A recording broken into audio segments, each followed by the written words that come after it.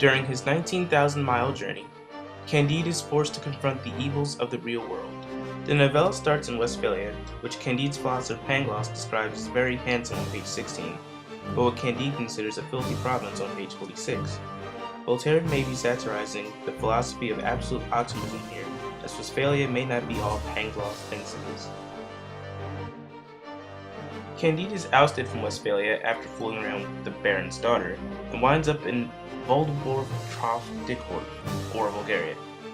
There he is forced into the army of charming kings on page 18. This charming king, however, burns villages in accordance to international law, as described on page 20, and kills innocents. Through this incongruity, Voltaire satirized the military and the Bulgarian king.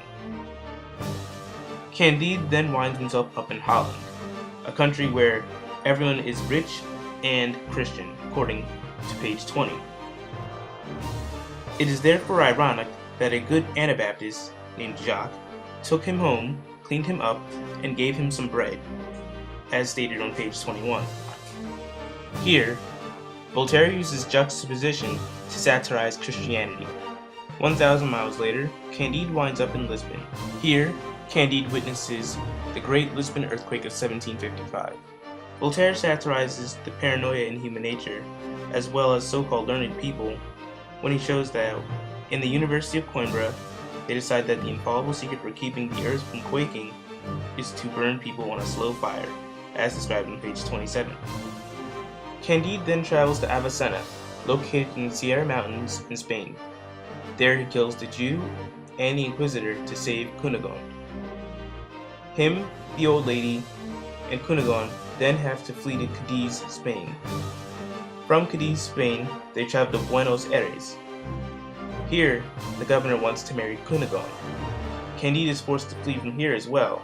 He goes to Paraguay, which is described from Cacambo as a kingdom with more than 300 leagues in diameter, divided into 30 provinces. According to Cacambo, Los Padres have everything and the people nothing. Los Padres are the Jesuits. According to Cacambo, the way things are is a masterpiece of reason and justice, as stated on page 44. Voltaire uses the juxtaposition here to highlight the incongruity. He is satirizing religion. After killing Cunegonde's brother, Candide and Cacambo wind up in El Dorado, the city of gold. Given unimaginable riches, the duo leave for Suriname. Here they split up. Candide decides he will travel to Venice, where he will meet Cacambo, who will return with Cunegonde. En route, Candide is robbed by pirates, who take many of his riches. Candide meets Martin en route to Venice. Martin is an absolute pessimist. He travels with Candide to Paris.